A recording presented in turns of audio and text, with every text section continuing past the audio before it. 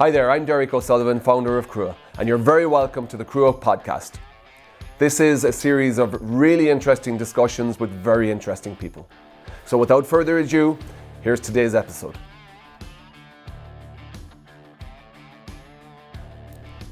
Shawn, you're very welcome to the very first Crua podcast, and who better to start with than yourself? Thank you. Thanks. Yeah, it's a momentous day, so we said we wanted to start with one of our own, and you're certainly one of our own. First things first, I've been talking to Shawn, and since he joined us, how long ago now? How long are you with Crua? 2 years, yeah. Coming up 2 years ago.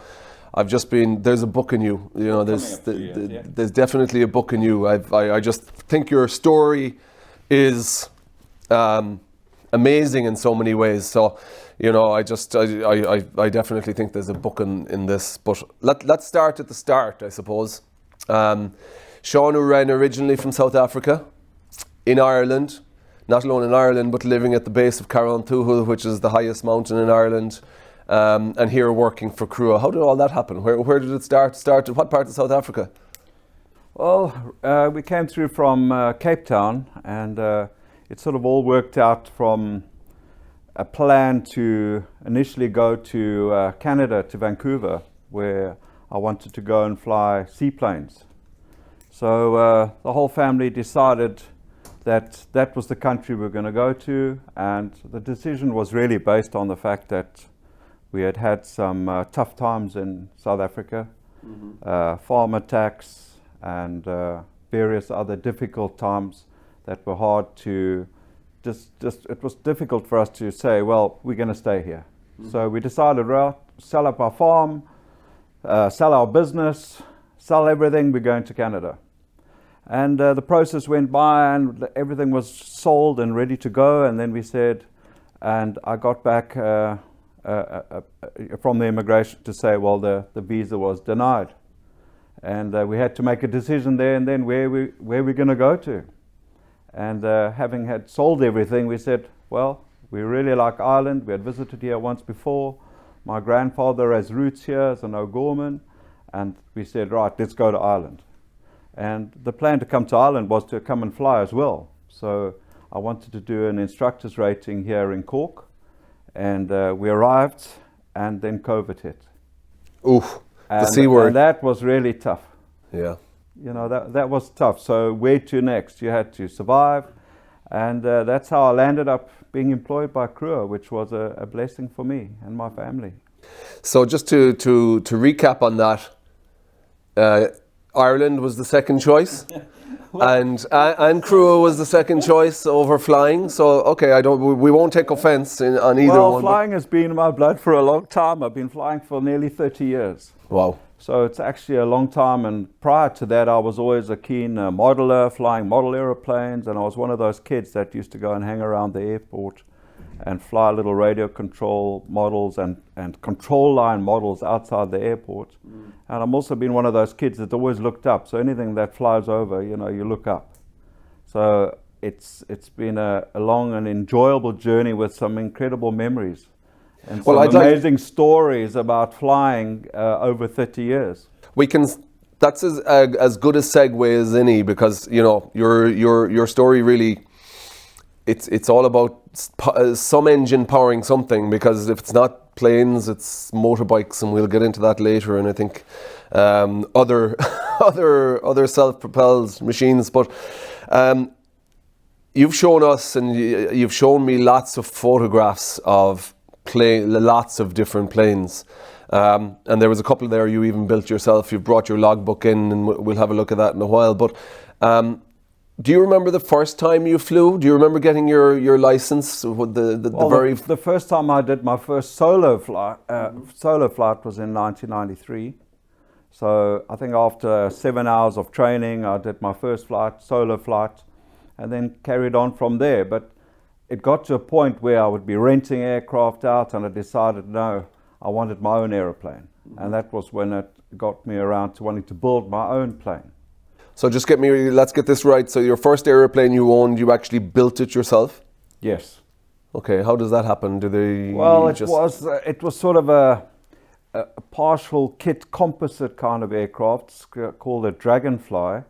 And a Dragonfly is quite a unique aircraft. It's got an equal span canard. So it's there's a front wing and a rear wing, and the front wing is actually the canard with your elevator on it, and that works opposite to a tail plane at the back, which has an elevator that goes up. Anyway, this aircraft took me 5 years to build. I built it in my garage. It was my pride and joy, and I really enjoyed the process of building it. And then, of course, you get to a point where it's time to fly it, and that's quite a unique experience on its own.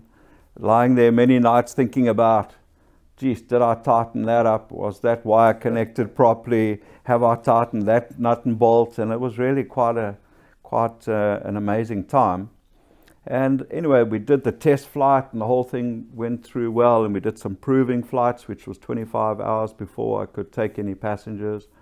And this was all leading up to going on a trip with this aircraft to go and show it off for the Experimental Aircraft Association in South Africa, where you go and show off your pride and joy that you've built, and then you get the judges come along, and they go and have a look at the quality of your build and your whole aircraft. Wow. So the story goes that we planned for a trip, a late friend of mine, Lee, and we planned to go on this trip, which was about a 700 nautical mile flight, quite far, in a light aircraft, 2-seater. And so I'll tell you, do you want to hear about that story? Yeah.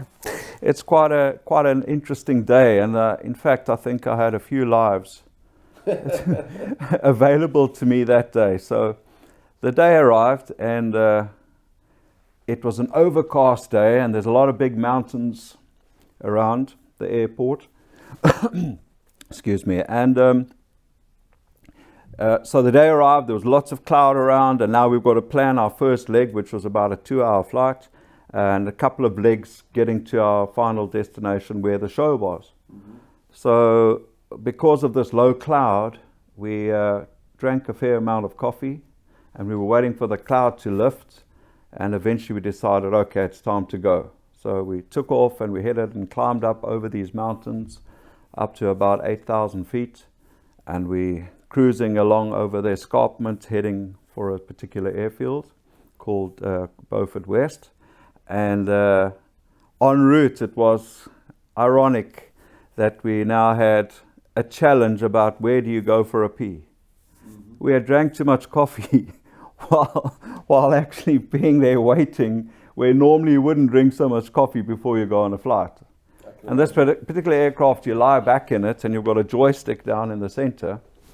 And so now, of course, the two of us need to have a pee, and we grab a little bottle and put it down by your privates, and my mate now fills up the bottle and gives me like a leftover bottle, and now I'm trying to pee, and I end up having to put my thumb over my privates, and it went like a tugboat all over the entry panel. That was the first challenge on the first leg. Okay. So now we land at this airport, and it was a gravel runway, and the runway, oh man, was wet. There was a rain shower that had gone through. So as we get down and I land and I taxi off the runway, I get stuck in the mud, right? So but I'm now also bursting again to go for another pee. So I jump out the plane, run off to go and have a pee in the bush. And I left my poor mate Lee to help us get out of the mud.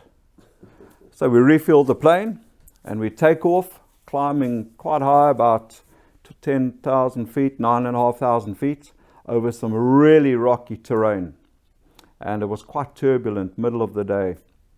And the next minute, the canopy on my aircraft dislodged itself and started flapping in the wind. Right, and now you're high up, and this canopy is flapping, and it was quite scary, because you now need to try and keep flying the aircraft, and at the same time you're trying to close the canopy, right? And in a home-built plane. So I landed. There's a pattern emerging here, Shawn. I landed up taking my belt off my trousers, right, and I strapped down the canopy while trying to fly just to keep it closed.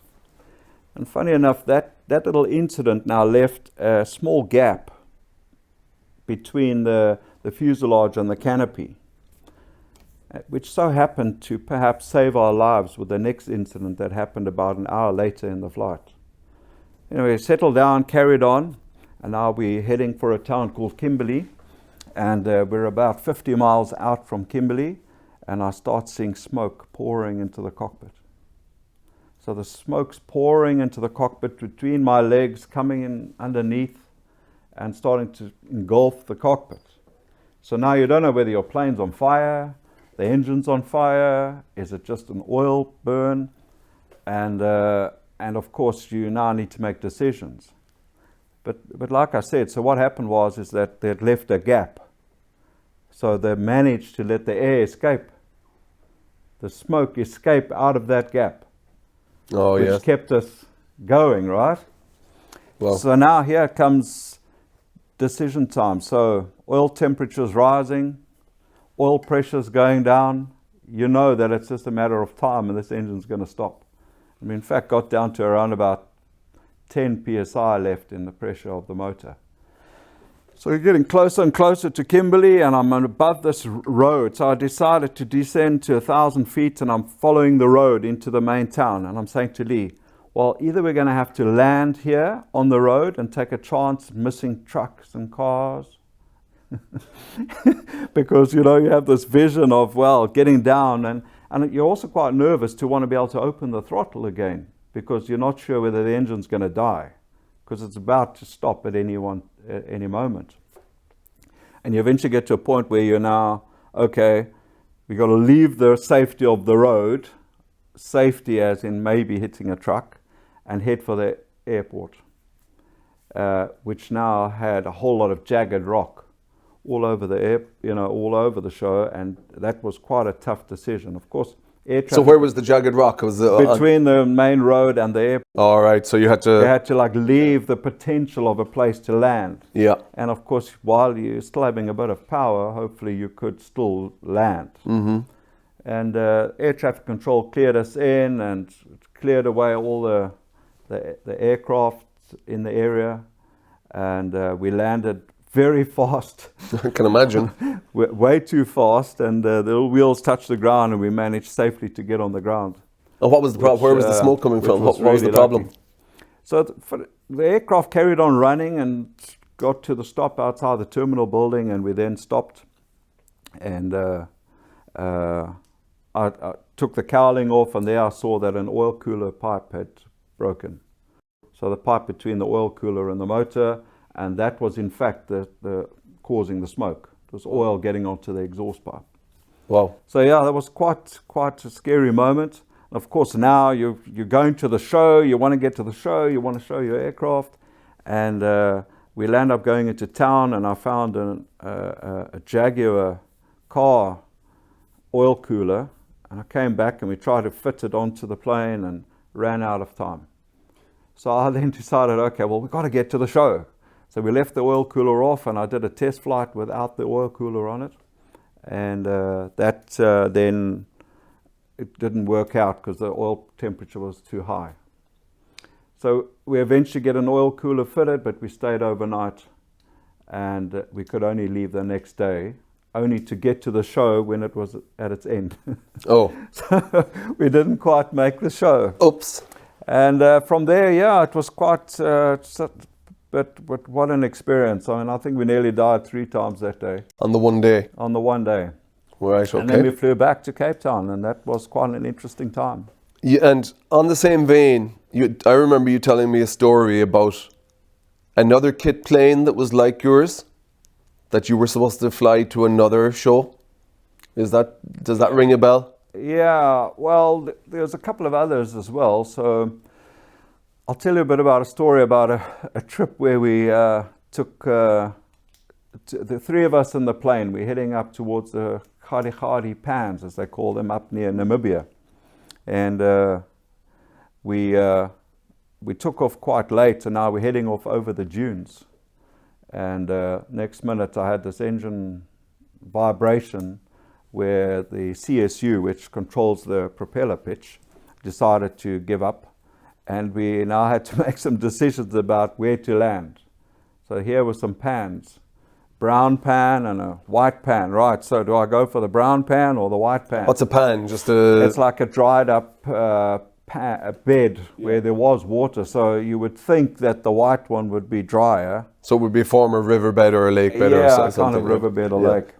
And it was decision time, because I had no choice, but within minutes, less than minutes, you had to be on the ground, no matter where. And the rest of the terrain was just dunes, sand dunes. So you would have certainly not made it if you'd gone into the dunes. So I chose the one salt pan, if you like, that was white, and we came into land, and my mate Nick, who was next to me, and his wife was in the back. We had actually switched her off in the plane because we didn't want her to hear all this commotion going on while we were going down, which wasn't quite the right thing to do. We should have briefed our passenger that we were actually about to potentially crash.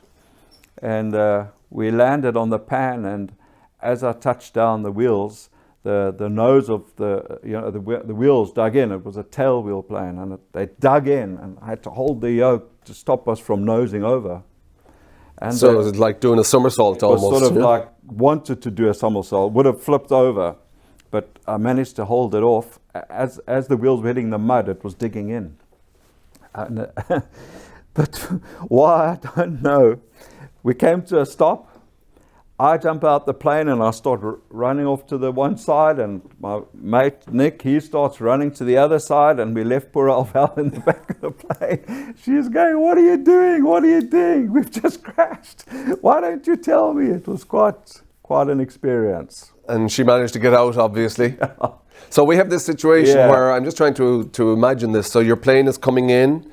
You hit, obviously it was wetter than you thought. Yes. So it kind of dug in, and it tried to flip over on itself. Yes. And she wasn't even aware that this was going to happen, but this was her first introduction to it. Yeah. Lands kind of back on itself. Yes. Then the two guys jump out the jump out the two doors, gone this way, and she's like, "What?"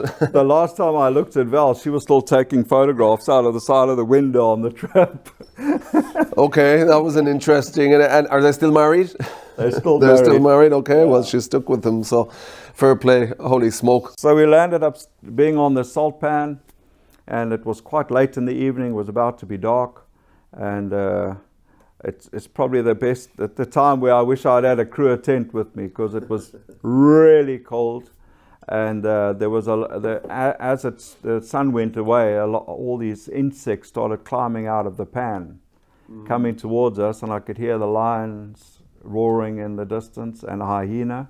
Wow! So you're sort of quite vulnerable. So we had a couple of Coke cans that we cut in half and put some fuel in, and we lit it around the plane, and that was quite an eventful evening.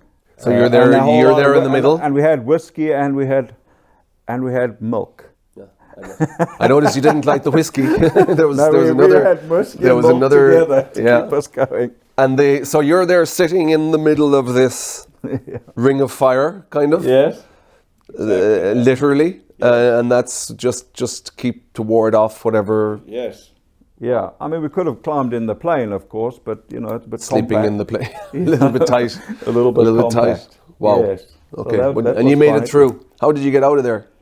Well, that was an interesting one as well. So we got the police eventually arrived at about 4 a.m, and they came and had a chat, and they asked who the pilot was, and I had to put up my hand, and I'd had a few to drink by that time, so I couldn't quite give a statement. And we eventually had to go and get the CSU repaired, and we flew the plane out of that pan and back to the maintenance organization. Wow. Yeah, it was quite an interesting experience. I can imagine. There was another time you told me that you refused to fly a plane. Oh yeah, that was quite something. So a plane like the one I built, so a Dragonfly. Yeah. So there was Dragonfly. Dragonfly, yeah. So if you see we have some photos. If you see it flying, it just sort of has this appearance of a dragonfly. I was was contacted by a company that wanted me to fly their Dragonfly from one part of South Africa to another to attend an air show. So this company paid for my flight to go down there, check out the plane, and wanted me to fly the plane back.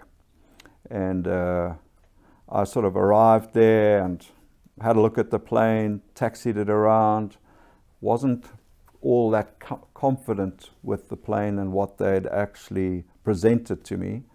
And I had to make a decision there and then that I'm sorry to disappoint you, I'm not flying your aeroplane. That went down well, I'd say. Yeah, they were wanting to promote this aeroplane at a show, you know, not the kind of show I went to previously, but a show where you can, you know, display your plane for sale and so on. And it just so happened that, well, I'd said, I'm flying back, I'm sorry, and they were like upset about it, and I did fly back. It was the right decision to make, because a few days later I saw in the paper that that same plane had crashed with less than a half an hour after it had taken off, and virtually destroyed, and the pilot paralyzed for more than a year. Wow. You know, with a lot of broken bones. So that was a good decision. Absolutely, it was good. It goes to show, though, the importance, I think, of making the right decisions, especially when it comes to anything that goes into the air or on the road or on the water. Exactly. You know, it's good decisions. Yes, good decisions at the key times. Absolutely. Yeah. And you mentioned the pilot, the unfortunate pilot that did take it up, had some medical issues. You've had a number of broken bones, I'd imagine, in your own? Yeah, with having raced motorcycles, riding motorcycles since I was 13, racing motorcycles since I was probably 17, and whether it be off-road endurance racing or track racing, I've had my fair share of incidents, and I've had. Give us the highlights. Well, 2 broken necks, 7 broken arms, legs, ankles, fingers. There's some metal metal in there somewhere, is there, holding you together? Yeah, I'm worried about later years how it's going to plague me, but that's just part of the thing. Yeah. And you still like bikes, obviously. You have a bike you bring to work here sometimes with the camper van or the bike, depending on the weather. Yes. But what's the name of that bike? Aprilia. An Aprilia. 1000cc, yeah. 1000cc. So that'd be more of a touring bike than it's a racing touring bike, right? Yeah. Yeah. And so when you were racing, what? Apologies, first of all, I'm not hugely au fait with motorbikes. What was your kind of weapon of choice when you were racing? Was it a particular type of bike or make of bike? I've always been a Yamaha fan, so that would probably be my first choice of motorcycle. But I've always liked to race classic bikes, so classic super bikes, so 1000cc Yamaha, and then I raced 500 super singles as well. And I'm looking at taking up some classic racing here in Ireland. Oh wow! Yeah. And did you do any of that stuff that you see in Africa, the across the desert kind of stuff on motorbikes and? Yes, in fact I did. Yeah. My dad was also a rally driver, so he rallied for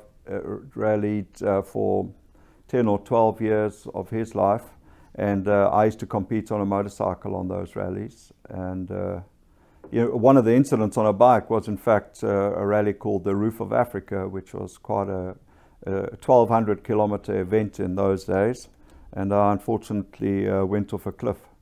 Wow. And that's when I broke my neck the first time.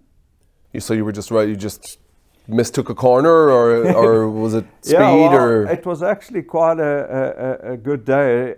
Initially, I think there were 300 odd competitors. I was lying 12th overall in the 300 competitors, which was pretty good going for a privateer. And when I came over a rise, the road turned, and I didn't quite slow down quick enough and just went off the edge. Oh. But with like 200 kilometers to go to finish the event. So I didn't finish that one. Didn't finish it, but you made it through. Yes, made it through. Yeah. Some patching up and some time in the. Yeah. I'm guessing when something as serious as a broken neck happens, Yeah. it tends to put things in perspective pretty quickly. Yeah, the thing is, you were initially paralyzed, and that's a really alarming feeling. So I got casevaced out by car and then by helicopter to the local airfield, and then from there in a light aircraft, funny enough, to Bloemfontein in those days. And I spent 3 months in the hospital there. Wow. And then managed to get home, and then a long road to recovery. Yeah, but you recovered good to obviously, go. and you I'm got good back. to go. You actually got back on a motorbike after all that. Yeah. Wow. I don't know. We don't seem to learn. No. It's the adrenaline that gets you going, I think. So since you've come to Ireland, I know for a fact that you have your motorbike, you have a camper van, and you seem to have acquired a slower way of life as well, because you have two sailboats. Yeah. And I find this interesting. Could you tell me what are those boats first of all again to the people in the dark like me? Oh, the one is just a small 4-berth, 22-foot sailing boat, and the other one is a 1963 old wooden boat called a Wayfarer, which is a really enjoyable boat to sail. And it's fitting for Ireland. It's just such a beautiful country, such beautiful waterways. I've met some really nice people, and I've enjoyed it. The only thing, of course, is it doesn't quite give me the adrenaline that I perhaps have enjoyed over my whole life of doing adrenaline kind of sports. I mean, even in the flying time, I used to do some basic aerobatics, air show displays, loops, rolls, that type of thing. So it doesn't quite give me the same thing, and that's why I've decided to go and I'll keep sailing. It's fun, but I'd like to do some more classic motorcycle race. No, so you're in the market for Yeah. I assume it's not going to be the Aprilia obviously, but what will you go for, a Yamaha again, or what's? The class is probably going to be a 1973, 74 Honda CB750 or a CB550. So an old classic Honda 4-cylinder. Well, the sailing piece is interesting. I was watching something, I think I was telling you, on YouTube. Yeah. You know the way YouTube gets you. So you start watching one thing, and 2 hours later you're there watching something totally different. And they do a good job at catching you.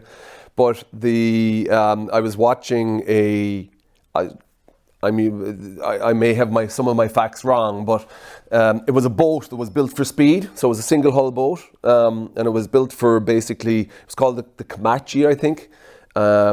And it was built to kind of break records, essentially.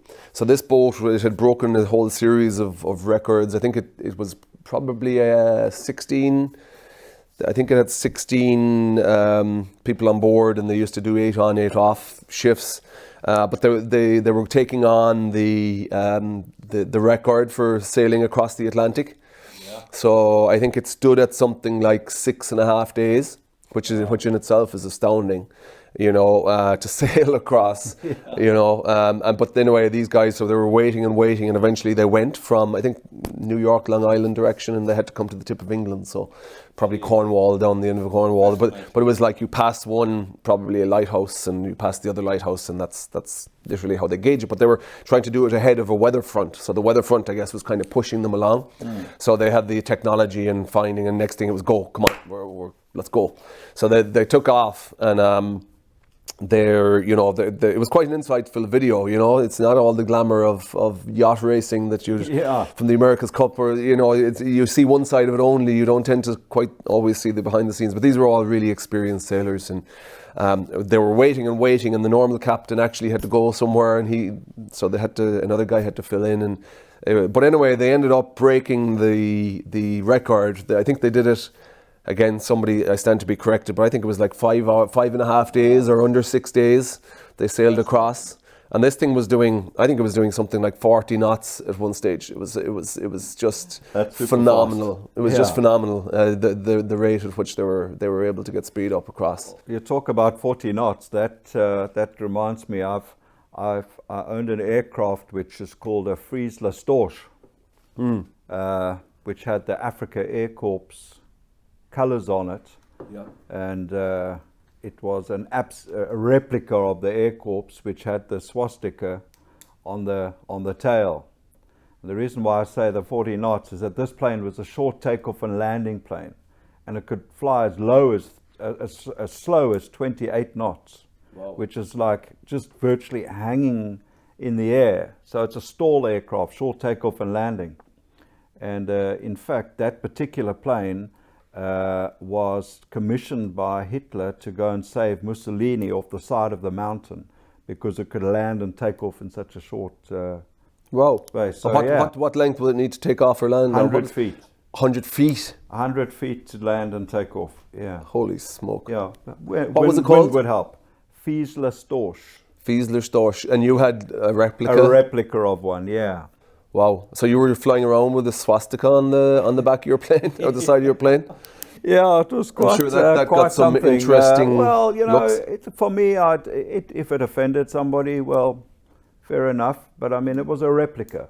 Yeah. I didn't want to change the absolute, the markings. That's what it was. Of course. You're not a Nazi sympathizer or anything. It's not what I stand for at all. It was the fact that it was there, and it was not fitting to remove it. Well, yeah. I mean, a replica is a replica. You can't. 40 knots and 28 knots. I mean, that is super fast in a sailboat. Mm-hmm. But 40 knots in an aircraft is super slow. It is. But 28 knots is even slower. So 28 knots isn't much over 30 miles an hour, right? It's about 30, think about how if the wind was was blowing 30 miles an hour, what you would be going. If it was blowing 35 miles an hour, you'd be going backwards. I never thought of it like that, but that's a good point. That's a good point. So holy smoke! And you did, like, I guess I'm trying to picture, because you've obviously owned quite a few aircraft in your time. Is it something like you do with cars? You kind of buy one, sell that to buy another one, or did you build up a kind of a collection of them, or was it? I think the way it really went down, Derek, was that you built the first one. So that 5 years investment and time gave me the funds to buy the next one. Okay. And the next one, and you basically, I found that they were always an asset, so made a good return. And at some, I owned, I think I've owned about 8 airplanes in my life, besides renting others, and I have about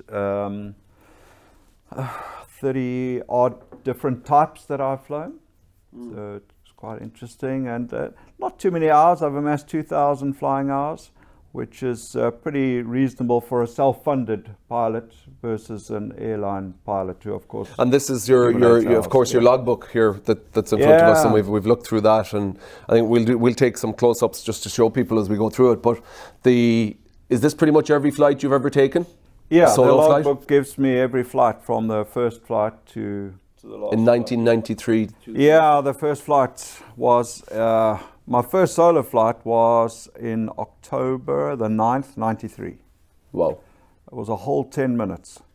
A whole 10 minutes? Yeah, so one circuit. And my first flight then was June 13th, 93. So that's, it's nearly 30 years, I think. It's quite a lot. So yeah, every flight that I've taken would be in this logbook. And and I've put a couple of pictures of the different planes that I've flown, and every conversion that you do is put in here, and in fact you have then all your different aircraft systems that you've done over the years, and the type ratings, and that's what the logbook is all about. So that this tells me that that I'm able to fly these types of aircraft. So Boeing Stearman, RB7, Charlie 180. These are the different types of aircraft. So each one is endorsed in your logbook, so that you are legally allowed to fly it. Yeah. Excellent. As I remember I took some lessons to fly once, and it was just a Cessna, so it was in Farran 4 just over the road here. So it was something I kind of got into, but I never kicked on to the next. You know, I took maybe a couple, I can't remember exactly. And then I took also, which I enjoyed, I have to say, because there's some lovely scenery around here, obviously. What caught me about that particular, maybe it was that aircraft and maybe it was just we were two big guys, but the instructor was beside me and we were almost rubbing shoulders. Literally rubbing shoulders. But it was a cool experience. I mean, it's just you just go up there and it's you know, it's serene in so many ways. But I remember taking a helicopter lesson as well. Only one, you'll note, over in it was like a Robinson 22 or something. That's a tough business. Yeah, I did it in Cork, and again like that, we were trying to get in between some bad weather. We get a lot of bad weather around here, as you've probably noticed since you got here. And anyway, this window opened, so we went up and took the flight and came back down and firmly decided helicopter flying is not for me, because we got bounced around up there like a I don't know what you'd call it, but it was turbulence like I'd never seen before. It was just we probably shouldn't have gone up realistically, but it was you know, they were trying. I was putting pressure. Come on, let's get it done, and we tried a few times, but it was that was obviously an extreme case. I'm sure it's a lot better. Yeah, well, it happens. I mean, you know, having flown so many years myself, you'll always experience turbulence. And sometimes I think turbulence, I've hit my head on the canopy many times. And most people, when you talk about turbulence, you think about it in a commercial airliner, right? But turbulence in a small aircraft is something very different. It is something very, very different. Try and avoid it, of course, but you never know where it's going to be. It just depends where you are, flying over the mountains and which side of the mountain you choose, and you try and avoid it. Just aware of your consequences, or aware of your surroundings. Not avoidable, you just got to fly through it. Have you ever done gliding? Any gliding? Yes, I did. I actually did 30 hours of gliding when I first started. Is that one of those big white gliders with the Yes, it's slingshot takeoff or a tow? It was a tow. It was a tow, yeah. I really enjoyed it. It was good fun. Yeah. I first did gliding and then I went to power. The gliding was a lot of fun. In fact, I think I made some notes here. I flew a grob. Yeah. A grob, 32 hours. Oh. So, and that was in it was really enjoyable as well. There's nothing nicer that I remember about that when you're doing a loop. So you've got all this, you're doing say 140 miles an hour, I can't remember the speeds exactly, but say 140 miles an hour, and you put it into a dive and you're pulling it up to go and do the loop. And as you've got all the sound, the speed build up, you know, as it's building up speed, and then as you get to the top and you're in the vertical, that sound disappears instantly. It goes, no sound. Silence for a few seconds, and then you drop off and you're going down again, and then it'll pick up the speed again. It was a spectacular experience, the speed sound and then the silence. It's on the bucket list. I'd love to, because they fly them back here. I think it's the Dublin club that come down, but they fly over the Connor Pass quite a bit in Kerry, and I've often looked up and said, wow, that's something. They land on Inch Beach. On Inch Beach, or on the other side, which would be kind of Stradbally and up towards Kilcummin. It's a big wide beach as well, one of the biggest in the country, but they come down on occasion, and it's on the bucket list. So if you're watching, guys, we'll be on that one. But go and do that. There is a way of you mentioned towing a glider to take it off, but there is a way of like a kind of an elastic slingshot almost that these things take off with as well. Yeah, it's sort of a kind of a winch. Sort of, some of them are quite high powered motors, some are smaller motors, but they can even tow it behind a car if you've got a big enough space. But yeah, it's like a slingshot is what you're saying, which is like an elastic kind of thing. What kind of speed do they need to get to take off? What, a glider? Yeah. Oh, it would be really low speed. It'd probably start flying at 40 miles an hour or less because of the big wingspan. Yeah, the big and obviously quite light. Yeah, they're light, yeah. I remember being in, I get a little bit of what you were just saying there about the lack of noise up in the air. Yeah. The only time I ever experienced that was in a hot air balloon, because obviously you're moving with the wind. So you go up and the wind is blowing you and it's like, I've only been on one once, but I did it in Australia in a previous life. And it was just, it was the only time I ever experienced, you know, even if you're in an aircraft There's always noise, right? You're in the air, Yeah. there's always noise. But there was the one time I remember going up and it was just absolutely, now there wasn't a lot of wind anyway, but we were moving with the wind, and you'd imagine you'd be feeling a breeze, but of course you're actually being moved along by the wind, so you don't feel anything in the open basket. I thought it was just, amazing. it was amazing, yeah. So we could sit and talk for I think so. You know, there's one other thing that I could just mention. Even though I did get the adrenaline from bike racing, I did some aircraft air racing. I mean, that's a whole story on its own. So I did 10 President's Trophy air races, and you actually race against 100 odd aircraft at one time. around the course, like Around set on the course, flat out. So is this course set on the ground, or is it just it's a navigation race, but at full speed, handicapped. So the whole idea is the slowest plane takes off first, the fastest one takes off last, and you all finish at the same time if you've flown correctly. Okay.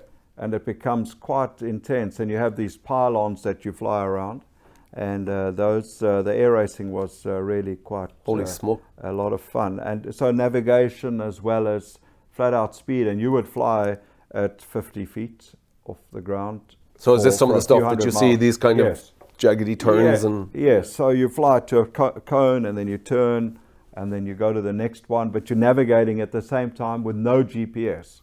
So everything's done by manual. a map. Yeah. So your navigator says fly heading so-and-so, and you fly that heading and hopefully you get to the turn Before the other guy. Yeah, so I did 10 of those, and wow. I lie, sorry, 9 of those. I was wanting to do my 10th, but 9 President's Air Race was. And what aircraft did you fly on? RV7. An RV7. Yeah, so it's a 2-seater, quite a fast plane. Our handicap speed was 176 knots, as well as a long ease, which I flew in air racing. That's also a canard, and that was also around 170 knots. So they give you a speed of 170 knots, and you then you have to maintain that speed for the race. So it's a kind of bow tie layout. So you take off and you head to a point, and you turn to another point, and you come back over where you took off from and head off to another one. And that's quite spectacular, but you can imagine what it's like landing back at the airport once you've finished the race. It's pretty much like Oshkosh in the States, where they can have between 10 and 12,000 planes come to an air show for a week, and those are the busiest air traffic controllers in the world for that week. They land at Oshkosh. It's the biggest air show pretty much in the world, part of EAA, Experimental Aircraft Association, and those planes, they've got 3 runways, I think, at Oshkosh. They can be landing 3 to 4 planes on each runway at any given time, at the same time. So you land on a dot.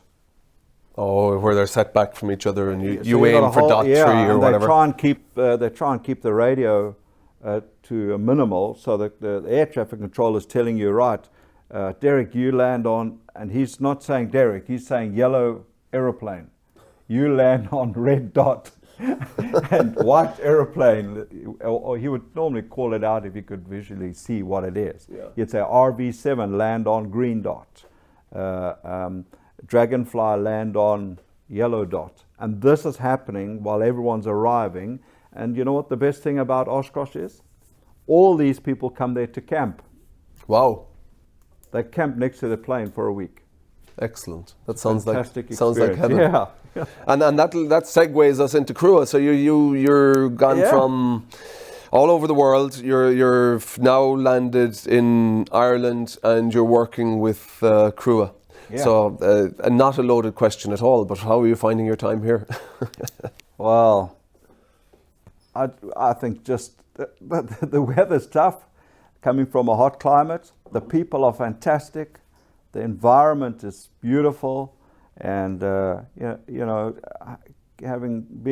at Crua, an outdoors company, just makes it much easier for me to adapt to being in a new country, and very, very happy to be here and happy to stay here for many years to come. Brilliant. And well, you're very welcome, by the way, you and your family.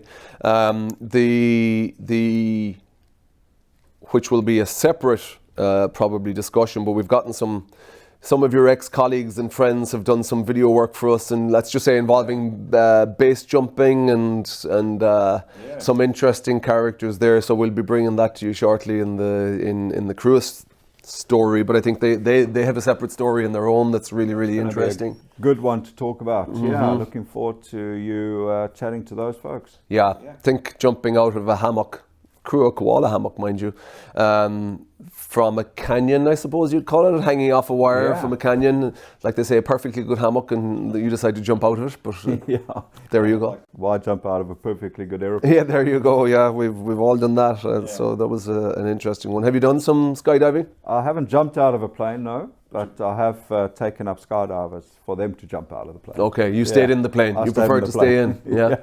I've only ever once I did it in Australia once. I did a skydive, like off Airlie Beach or one of those. But the Irish weather followed us, so we just had a cloud cover, and so you got above the cloud and you jump out and you come down through the cloud. And it was probably 10,000 feet, 12,000 feet, but quite a surreal experience almost. But it was great. It was one to tick. Yeah. I found that the guy it was a tandem, so there was a guy on my back, and he was a bit of an acrobat or something, so he started doing all this stuff on the way down. Brilliant. I think I was yellow or green by the time I actually hit the ground. So, but yeah, it was great, some great times over there. Shawn, I think that's... Yeah, that was good chatting. Brilliant chatting. And like I said, there's a book in this. So I think you should be taking notes as you go along. And I think it's going to be a bestseller. So because a lot of your stories, I know from hearing them, people would think that they're actually fiction, that they're made up. But these are all true. And you have some photos actually to prove it again that we'll cut in. But I think it's been a really, really interesting story. No better way to kick off our Crua podcast series than with one of our own. So I'll just say thank you very much for coming in. Thank you for telling us your stories, and good luck in the future on the plane, be it planes. I was going to say planes, trains, or automobiles, but trains, automobiles, or bikes. I guess. I think the boat is probably safe enough. But other than that, thanks for coming in. Thanks for telling us the story, and thank you. Welcome to Ireland. Thanks so much, Derek. Chat again. Yes. Bye. It's a wrap.